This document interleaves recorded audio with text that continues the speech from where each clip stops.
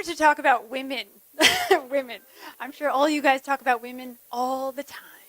Yes, the power of a woman. Women are the key to the future of European countries, not only as life givers, but as the force that inspires men. It's why the press refuses to acknowledge that nationalist, alt-right, pro-European women exist in great number. And if they do, they push two untrue stereotypes on purpose.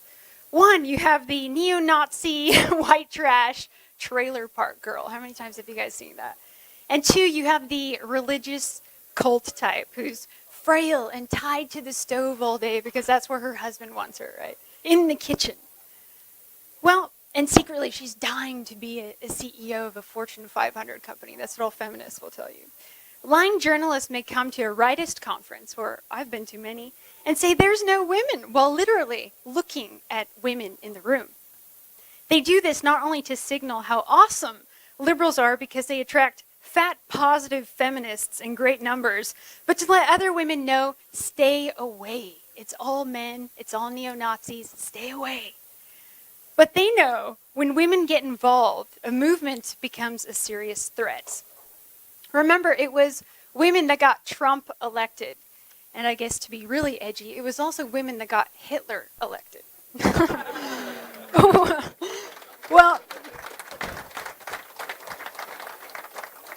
I'm here to tell you that we do exist in great numbers. We are sisters, friends, mothers, wives, and girlfriends. Over the last 2 years producing content for Red Eyes, I've seen a massive surge of women come into our side. And then double the amount from that. My top-rated shows are with women, and when I receive more messages, and I really receive more messages from women that I can keep up with. They're not from the trailer park, and they're not weak and naive. They're the kind of women that other women want to be like. They're smart, beautiful women who understand that mass immigration isn't working, and it's changing their lifestyle for the worse. There's different reasons for why women are flocking to our side. But first, the big aspect is that women are attracting other women. Like in school, once the pretty girl dated the guy no one noticed before, all of a sudden, everyone notices that guy. Well, nationalism has become that guy, and all the girls are starting to eye the bad boy who's the nationalist, right? Women...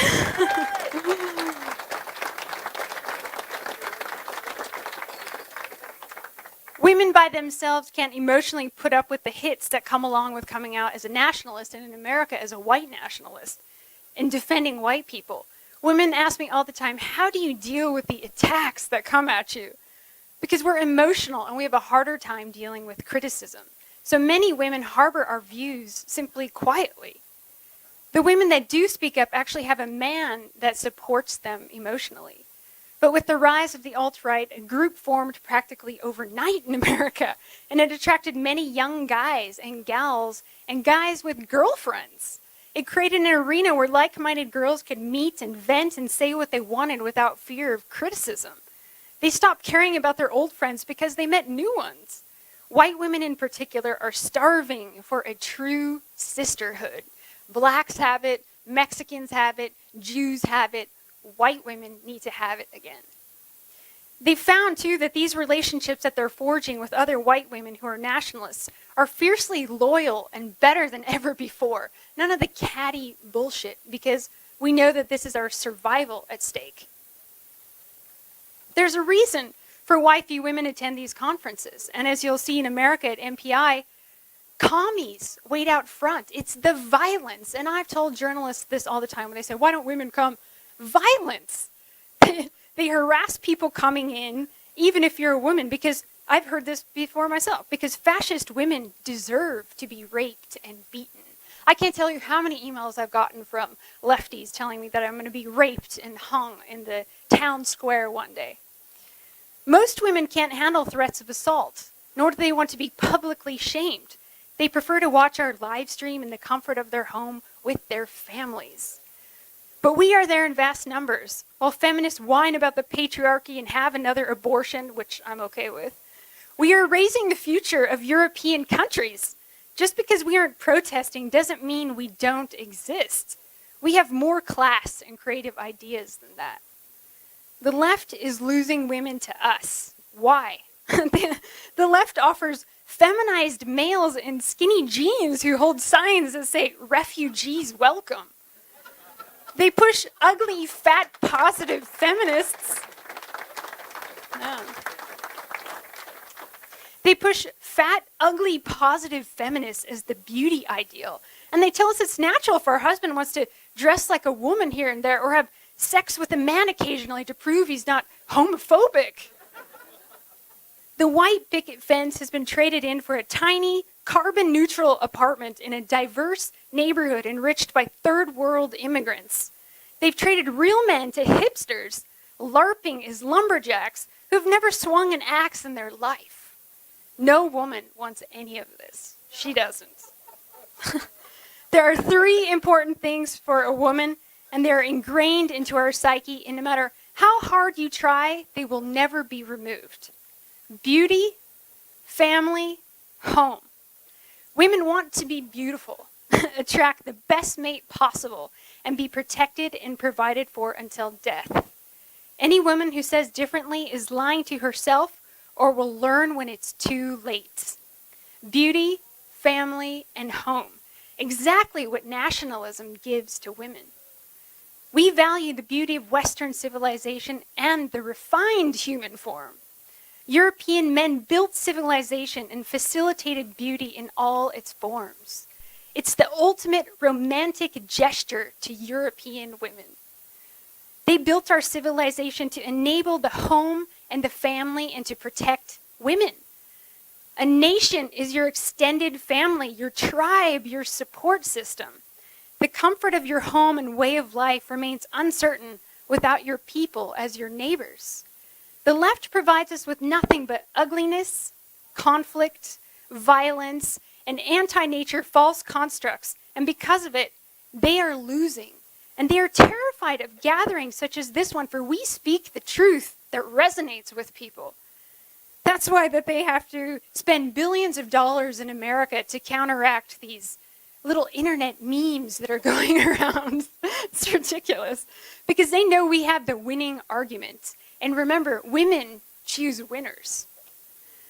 Marxists have turned the male-female relationship into a competition, and many women are seeing right through it. And I have to add that European nationalists and the alt-right in America are a very attractive, very sexy bunch, which is also in our favor. Women are loving it as they can have their pick of the best, and they are. I hear from women all the time who say, "I want a husband, I'm 29, I need to have kids." I say, come to a right-wing conference.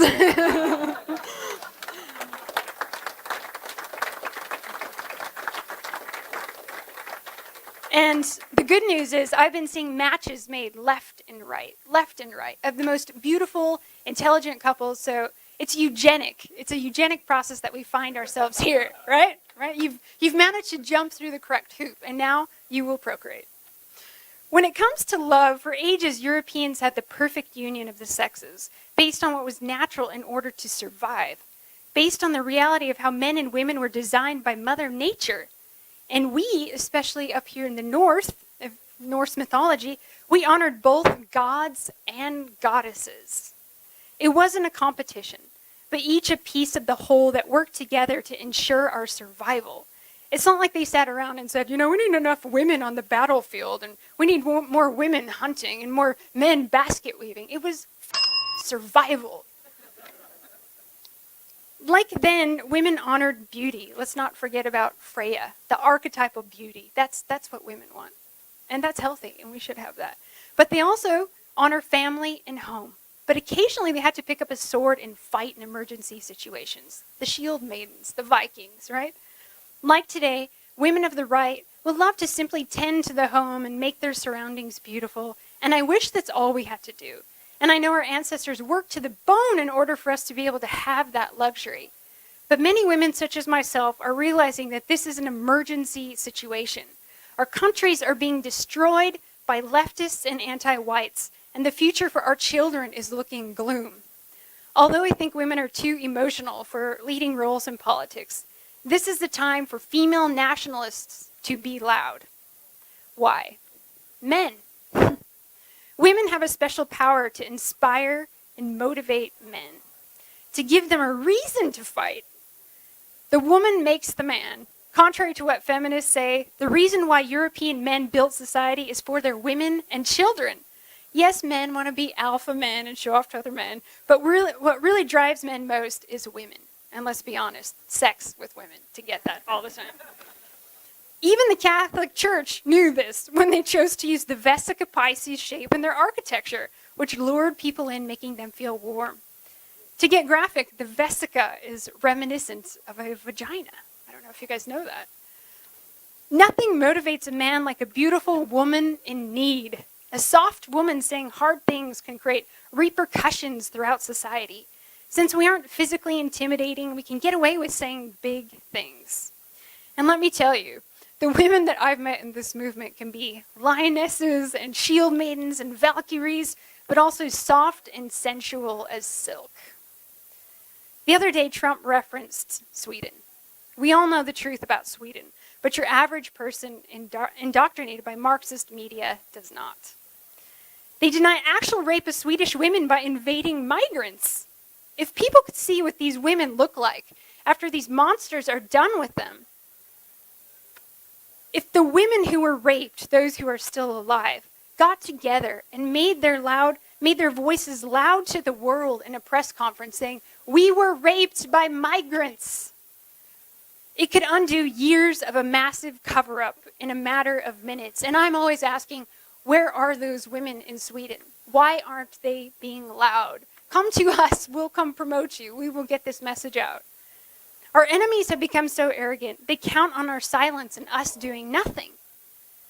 A lady knows when to hold her tongue, but also when to speak. This is a time to speak in defense of our men, our nation, and to our fellow sisters who have been bamboozled by Marxist agitators. It's our duty as women to speak to our friends who are feminists, who caught up in this Marxist bullshit, and bring them over to reason, to our side. We are European women, the first women to fly a plane, to go to space, and who have done countless firsts. We owe it to our men who have put us on a pedestal. All of that will be mocked by incoming invaders who do not respect women. Non-European women risk their lives trying to come to the countries our men built for us. In these times, us women must multitask and rise to new heights as the enemy strikes on every level. We have to be lovers, mothers, friends, teachers, and now shield maidens ready to go to battle. Here in Sweden, we have to ask but one question. Has mass immigration by non-Europeans made Sweden a better place with safer streets and more opportunity? The answer is so obvious. It's a big fat no. Sweden is the perfect example of what not to do.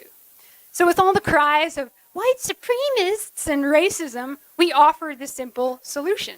European countries for European people. If you don't like us, get the out.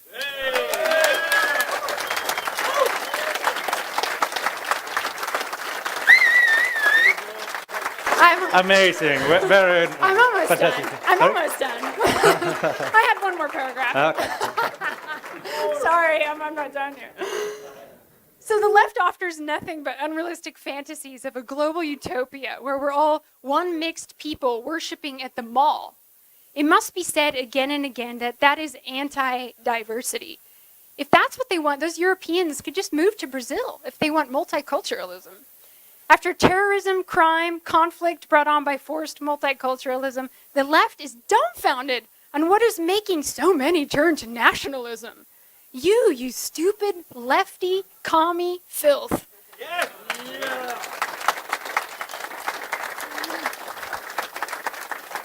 If it weren't for the constant anti-white messages in media, education, politics, and entertainment, I wouldn't be here. So while the cucks say, stop it because you're making fascists, I say, keep it up.